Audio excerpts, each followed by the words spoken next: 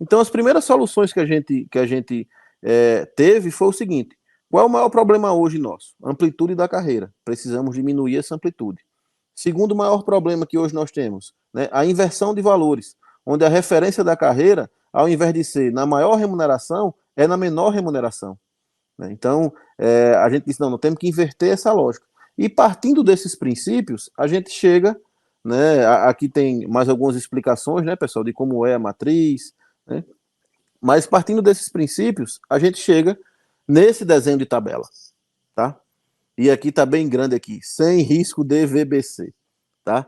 Então, para vocês terem uma ideia, qual foi o nosso pensamento? Né? Vamos lateralizar a malha, vamos pegar o nível superior como referência, que é o maior salário da carreira, e vamos correlacionar os demais ao nível superior.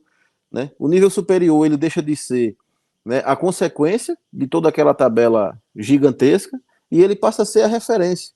E antes dele, nós voltamos a uma realidade anterior de 3 níveis de classificação, porque a gente diminui a amplitude, né? A gente corrige um erro histórico, que foi a separação do nível auxiliar em 2 níveis e do nível intermediário em 2 níveis, que teve lá no passado, que prejudicou muita gente também.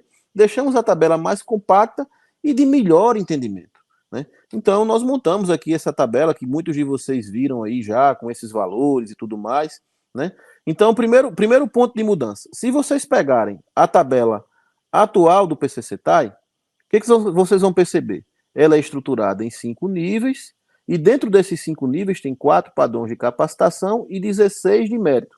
Mas se você somar desse 1 aqui até esse 16 aqui, você vai perceber que daqui até aqui tem 19 padrões de vencimento. Então, para que esse enquadramento pudesse ser automático e não tivesse risco de VBC para ninguém, e que na própria implantação da tabela todos ficassem em uma área exatamente igual a que eles estão hoje, né, sem ocorrer o risco que teve lá em 2025, a gente propôs a criação dessa tabela com 19 padrões. Daqui a pouco eu mostro a vocês como é que se dá o enquadramento. Né? Propomos Lieber, 3... Oi. só esclarece para o pessoal, porque eu acho que tem muita gente chegando agora também, né? E nem todo mundo é obrigado a saber algumas nomenclaturas, né? O que é VBC que está escrito aí? Pelo amor de Deus. Vamos lá. VBC, gente. VBC é vencimento básico complementar. Pela Constituição, a gente não pode ter os salários reduzidos. Então, quando você passa por uma reforma na sua carreira, ou quando você vai para uma nova carreira, você não pode ganhar menos do que você ganhava na anterior. Né? É irredutibilidade dos salários. Tá na Constituição, isso não pode acontecer. Então, o que aconteceu aqui foi o seguinte: quando o pessoal saiu do PUCSIS para o PCCETAI, o nível E, praticamente todo ele, né, e o nível C, parte dele, né, entrou ganhando menos. Então, como isso é ilegal, começou a ser pago o famoso VBC, Vencimento Básico Complementar. E qual a parte mais cruel do VBC? Nos anos posteriores, quando eram dados reajustes na carreira como um todo, ao invés desse pessoal receber o reajuste, não. Eles tinham o valor do VBC absolvido pelo reajuste. Então, todo mundo tinha aumento, o A, o B e o D tinham aumento, e principalmente o E e o parte do C, ao invés de ter aumento, tinha aquela parcela que tinha de VBC, que era pago para não ter redutibilidade, ele tinha ela diminuída, porque começava a ser absorvida pelo próprio vencimento básico. Foi uma loucura isso, muita gente teve prejuízo, sabe, e se prejudicou demais com isso. Então, pensando nisso, a gente diz, não, nós temos que criar uma tabela que guarde a mesma proporção de padrões de vencimento, né, que se a gente somar hoje aqui, a gente vai ver que são 19, com a atual, verticalizando ela e trazendo um desenho mais moderno. Então foi isso que a gente fez.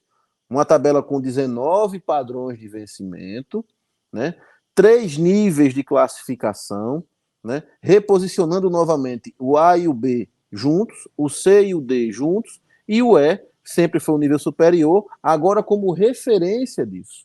Por que como referência? Nós nos inspiramos, por exemplo, no que foi aprovado no piso da enfermagem, né? Onde o valor do enfermeiro é referência para os demais níveis de classificação.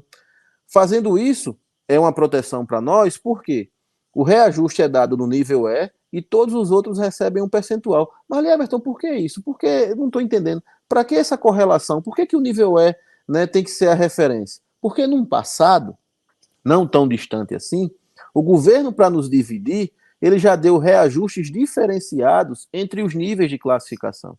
Isso aconteceu no governo Fernando Henrique Cardoso. Então, o governo, quando tinha um movimento grevista ou qualquer coisa do tipo, ele chegava lá e dizia, não, eu vou dar aumento só ao D. Eu vou dar aumento só ao E. Eu não vou dar aumento ao E, vou dar aumento ao A e o B. Isso dividia a categoria nos processos de negociação. Então, por isso que o pessoal também pensou numa matriz única, né, para se proteger disso. A gente acha que esse talvez seja um dos únicos pontos positivos da atual matriz, né, é essa unicidade dela. Então, nós negociamos para o conjunto da carreira e não apenas para um único nível. Então, a gente Pergunta mantém da o E. galera ali, Everton, aqui. Pergunta da galera. Isso é uma Vamos nova lá. carreira que está sendo proposta, é isso? Não, nós não estamos propondo uma nova carreira.